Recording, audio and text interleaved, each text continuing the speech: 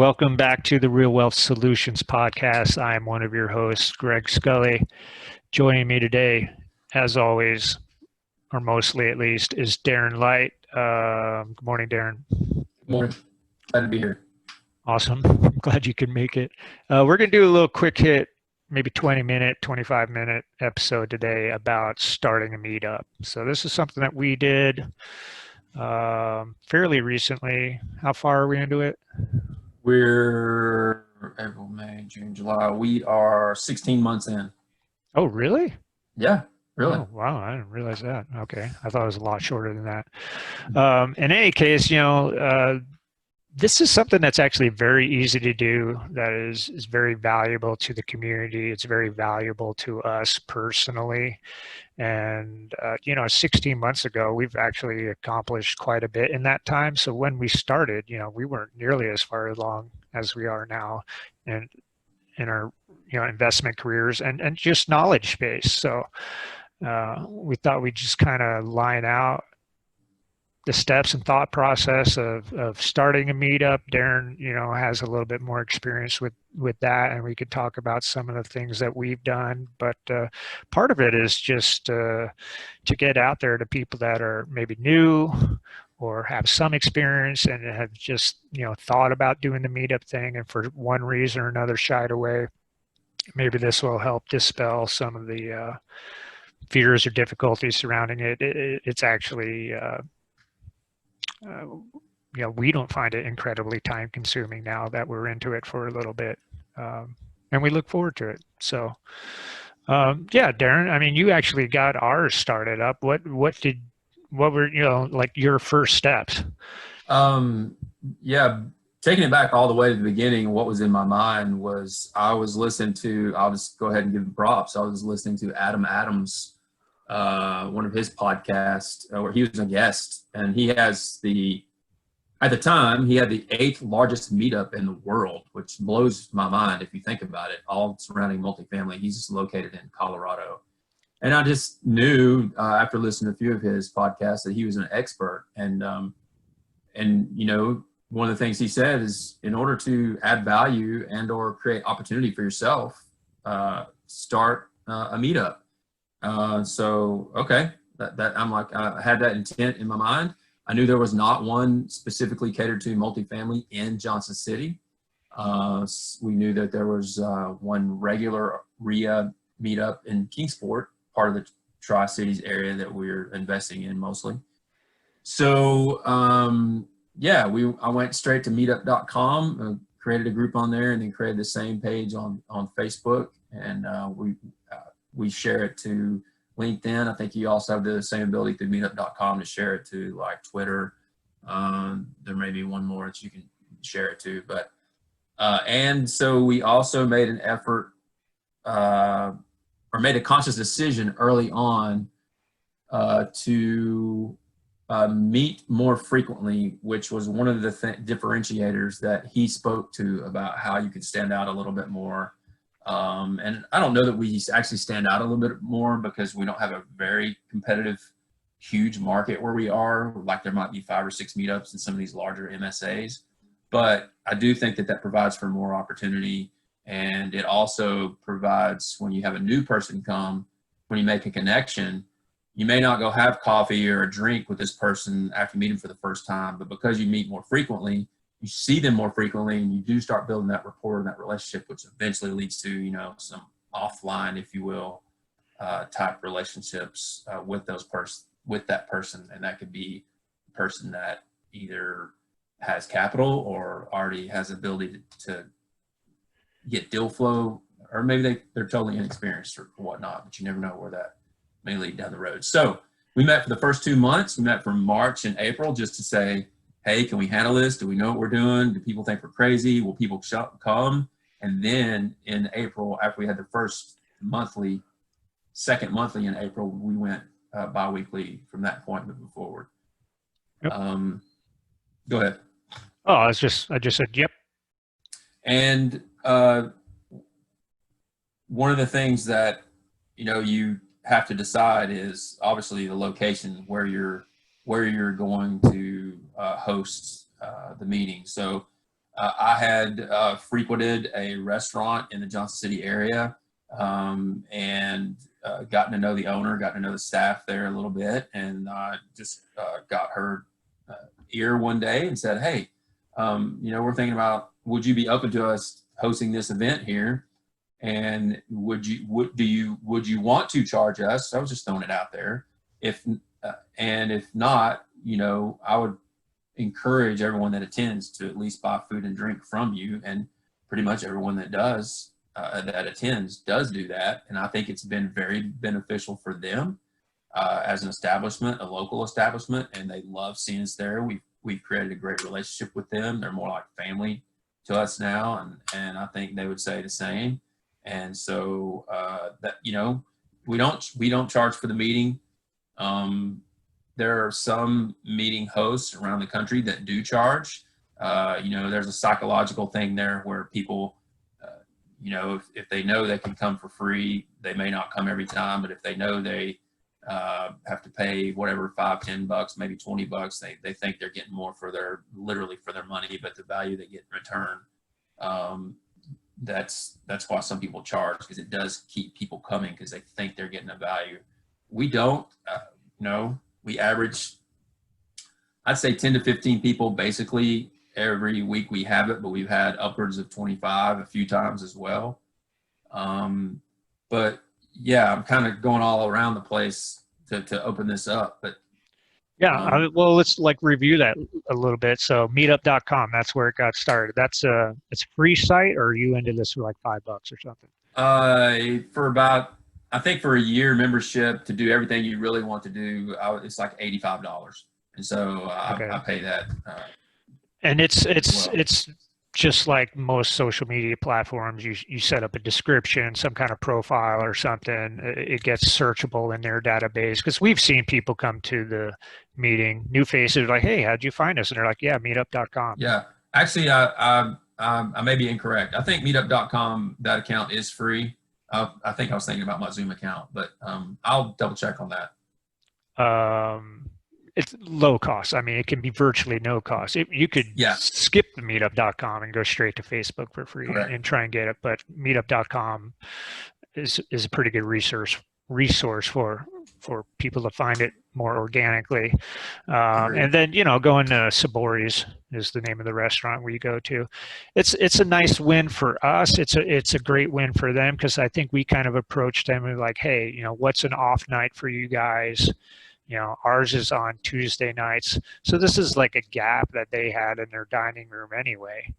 Mm-hmm. So they're like, "Yeah, hey, you're going to bring a group of people in here into a space that we normally have plenty of room on the regular every 2 weeks." They were super excited about it.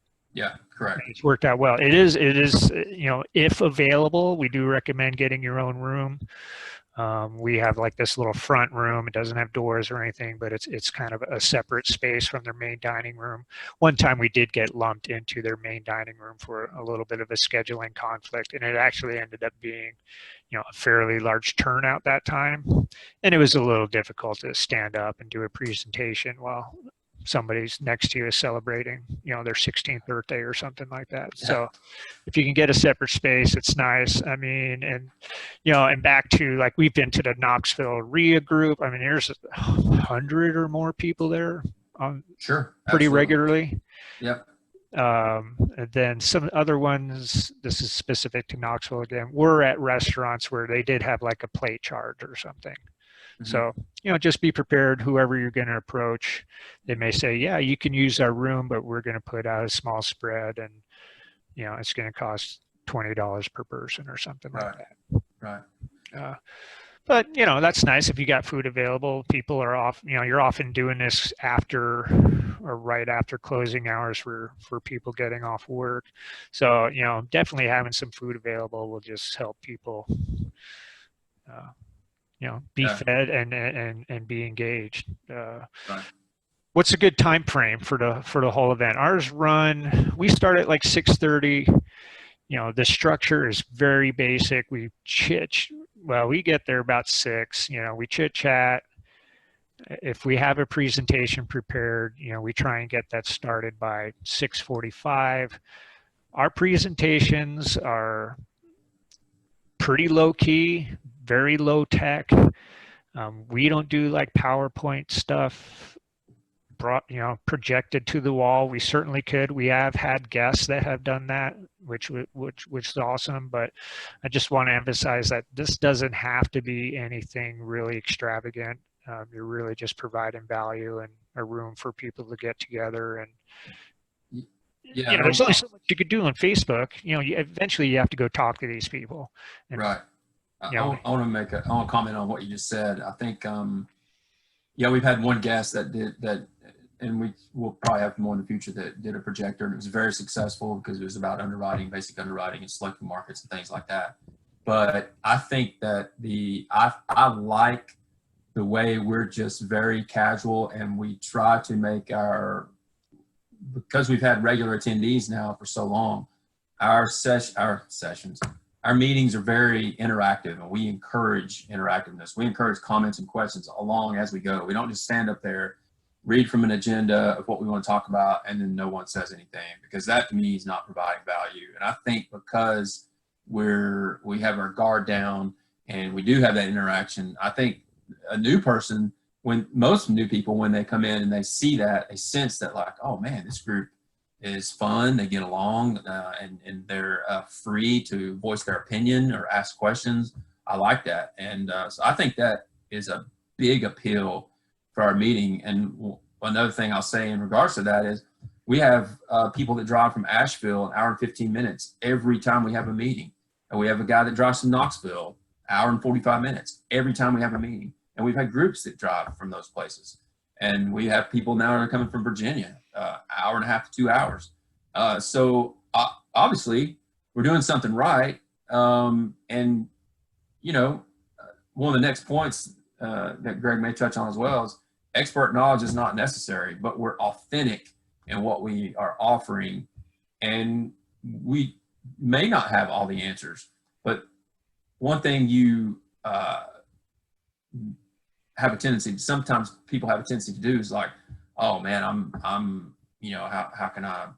how can I be an expert? Well, Greg touched on it early, is we have experience now, and you have to realize that you have that experience and know you have that experience. And that's very, very valuable, and not be afraid to talk about that and share that with people. And they're looking at you for answers, and you have to embrace that, I guess is what I'm trying to say, and realize that you do have that. Don't sell yourself short on what you can offer to others and be looked at in that way. Yeah, and then like our last meetup this week was about contractor relations, and we've got some experience with that, and we had a couple contractors in the room. So very basically, we just put together a short presentation of the fundamentals of engaging with and getting a contractor signed on to do the work. So just like in everything else, sports, business, whatever, there's certain fundamentals to the process that it's always helpful to review, no matter what your experience level is. So going through them, and then that's where that shared experience comes in, is like, we talk about this aspect. In this case, we were talking about general contractors. Here's a point we want to make. Here's something that we can share from our personal experience. And then people from the floor would do the same. So that's what's really great about combining the education and talking to other people, is because you get what actually happens in the real world as a subcategory of the fundamental things that you're supposed to do, because it's, right. Life is not as cut and dry as a bullet point list of steps. Absolutely. And allowing them to have the floor, bantering back and forth with us and other people. I learned a bunch the other night stuff I didn't know, or more about certain things about contracting that I didn't know. And it's incredibly valuable. So that's our environment, if you will. And I would encourage people to do that. So one thing I was going to say about the projector type presentations is, I feel that's just, I I think it's boring. I think that if you're constantly going through a slide, I think people's attention get taken away from what you're really trying to say, even though they can see it on a projector. I think they're either like, can we wanting to get through it, and whereas they're just hearing you speak and or having the conversation back and forth, people have more learning opportunities. That's just my opinion personally, and maybe that's how I learn. So for what that's worth. Yeah, and that'll be very dependent on the subject matter, because some things some people will throw up in their PowerPoint and I'm like staring at the screen and taking notes, and other times I'm like, what's the next thing in the schedule? Correct. Yes. Yeah, if you don't have to be the expert is the point, and just starting the conversation and getting things going while laying out some framework to a discussion, that can be enough. Yes. That can be enough. Hopefully when you're getting into um, discussions maybe about, like, say you want to talk about commercial lending, that's when you can reach out to the community bank loan officer and invite them. And they're, Yes. We've had people come in from different industries. We've had people. Did we have somebody come in from the city, or was that a little looser? I don't think That it was a was. little looser. Yeah, we didn't Yeah, have an official guest from them. but people are happy to come in and talk about the expectations of, if it, in the commercial lending space, hey, this is what we're going to expect from you when you approach us about uh, a possible property you're looking at. It helps them with setting the expectation, and it also helps you as a potential lender to know what you need to bring to the table, so you're prepared, you're not wasting anybody's time. And from the business point of view of the presenter, they're filling their funnel a little bit with Exactly. potential people, and Exactly. they're actually building relationships, because this is not a big industry. um, you know our area, 60,000 people in Johnson City. You're going to run into the same people on the regular basis. It's nice to have personal relationships with them. And And one thing that we uh, tried to be intentional about is keeping our presentation, whether it's us just speaking on a topic or someone as a guest, is we like that period of time during the meeting to be short, so that the majority of the time can be used for networking with others and or asking that person questions, because no matter what a person speaks on, there's always questions that pop up afterwards. So we try to limit that presentation period, if you will, to 15 to 20 minutes if possible. Because there's always networking before and networking after. And we sort of changed that because we saw that organically everyone would gather, they'd chit chat 15 or 20 minutes, we'd start. Whereas before we were trying to get started right away, and it just wasn't flowing. And you have to experiment with things like that. So don't be afraid to do that as well. And ask people's opinion that come to the meetings regularly. You can do it by an email poll, do it through meetup.com, make a post, or through the Facebook group, or ask them there in person, hey, what would you guys like to see and why? And a lot of times there's great suggestions that you don't figure or you don't think about in regards to the format of the meeting and how it should go. So, well, let's stay on like topic matter for a minute or two. How do we come up with ideas? For multifamily, like we did a series of, from putting in an offer was one thing, to initial underwriting was the next meeting. We kind of did a series of getting something under contract over a course of from the very 4 beginning to the LOI process all the way through to closing, and after closing, now what? And correct. Yeah, so that's one thing you could do, is you could actually take a process and chop it up into different meetings and approach it that way.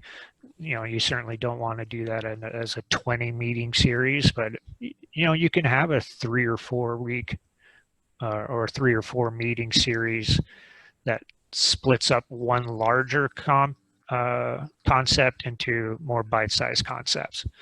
Right. The other thing we do is you just kind of think about what are things that we're working on that continue to raise questions, or that we haven't quite nailed down exactly what it is, and so we'll just make that a topic, you know. Yeah, and we think about our journey to this point in multifamily investing, where we started and how much we did not know then. And, you know, when you forget, because some of the people that attend our meetups, they've never invested in multifamily or invested at all, and they've chosen multifamily because they see that it's a better way to create wealth quickly. And so they're starting from scratch. And what we think we're experts in, it's very basic to them, and they need that knowledge. So we understand that, and it's easy to, you know, just, okay, what have we done since day one, and how did we get here? And yeah, we truly just come up with the next thing, I guess, to talk about, and I think it's been there's been no struggle of subjects. No, there's plenty to talk about. Yeah, I mean, you can just look for patterns. Like when you're on social media doing your thing, and you know, you see people asking questions over and over again, you know, True. There's probably people in your group that have that same question, and Yep. you can address that as a subject matter. Right. Yeah, that's really about it. Sometimes it's by suggestion. What's nice, when we had that series chopped up, it gave us a little bit more time to prepare really well for it, because we knew what was coming. And I found that helpful when we get a little more intentional and block out our topics. Yeah, I agree. 3-4 meetings ahead. Yeah. We do a better job on the preparation side. Yeah. That's been very helpful. Thankful to you and Kim that have taken that on, because that just lays it out, and you know, if you've got one piece of paper in your hand with some bullet points, that's great. And or it always feeds off, creates more discussion further down the road with questions. So I agree. Yeah, you don't want to be in scramble mode. There is a little bit of preparation, but having it weeks out does just mentally, it just it's just oh, there's just a piece about that. Yeah, and just some nuts and bolts stuff of actually running it. We moved to having a dry erase board, which was a suggestion from one of our members, so that as you come in, the meeting's just getting started, you have a dry erase board. We have 2 columns: things that I need or that I'm looking for, and then things that I can provide or help you with. Some people do it with deals, like, I have a deal, here's who to contact. So, you know, if you're coming into the meeting and you're like, man, I really need to find a hard money loan for this flip, you know, you could put that on the board. And somebody may see that, and they'll know exactly who they need to reach out to in this limited time window of this meetup. And you know, maybe you can get that conversation started. Sometimes, you know, it's just a really easy way for people to be more intentional with their time by very simply broadcasting it on a little sign that, you know, I have a fourplex for sale, here's my name. Right. You know, you may never get to that table when it comes to networking time to actually have that conversation. At least that puts it out there up front for everybody to see, and they'll be like, hey, networking time, who's Jim? I need a fourplex, and I like that location. Let's talk right now, or at least exchange information. And that's the other thing we do. We do have a sign-up sheet, name, email. I don't know if phone numbers on there. At least email. It's a good way, and this is with permission. Everybody knows we're doing it, that we're sharing that information with everybody who attended. So that, you know, sometimes you forget to get a card, or you come up with a question on your drive home. You're like, oh man, I should ask Darren about blah, blah, blah.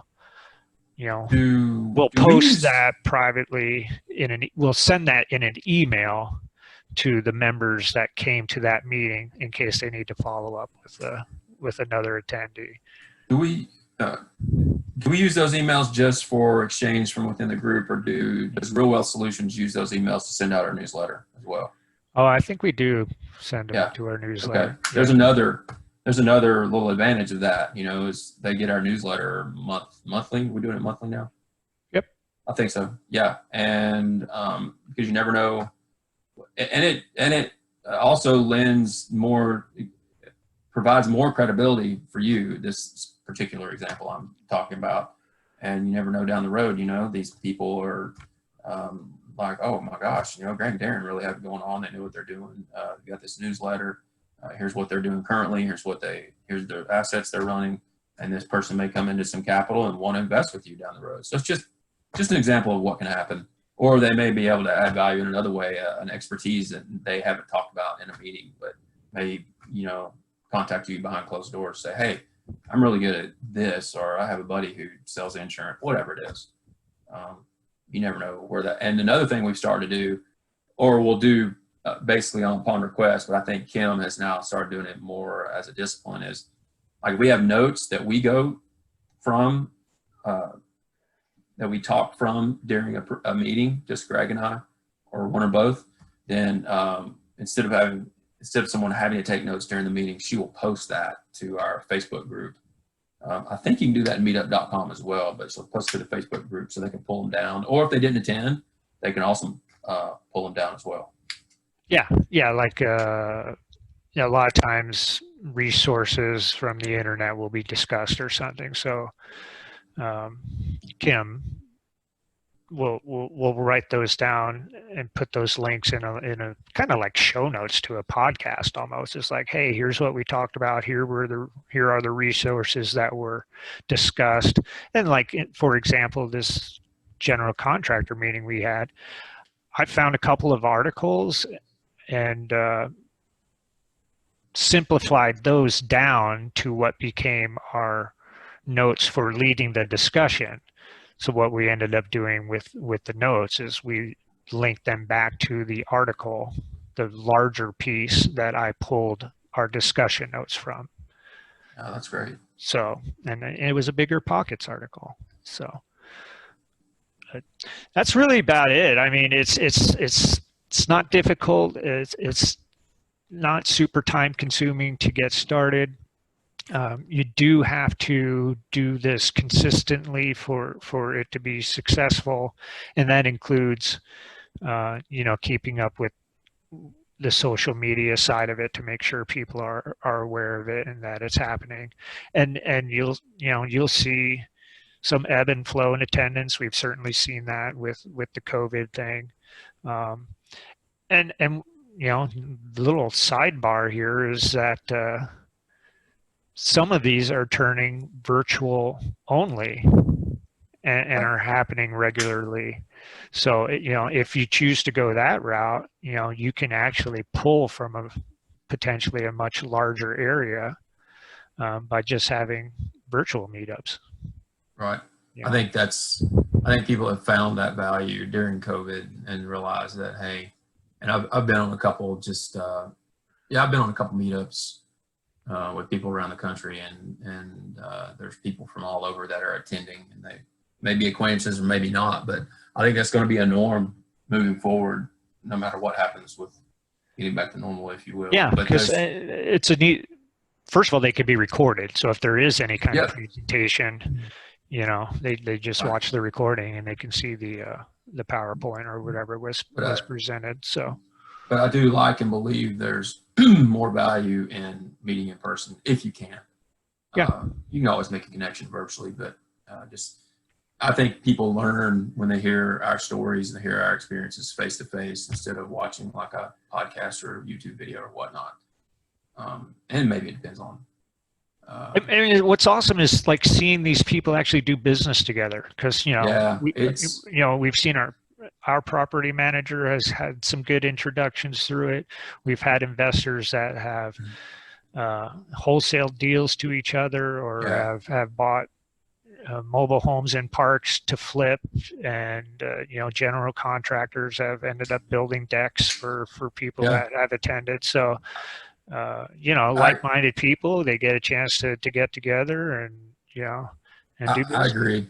I love that aspect, and for us, it's very satisfying to know that we're adding value that way, and that people are getting business because of it and creating relationships. So that's very, very satisfying to know. If anything else, you're doing that as well, and it'll come back to you down the road in some shape, form, or fashion.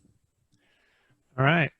Well, let's wrap it up. And this is going to be our first video podcast quick hit that we're posting to the YouTube channel.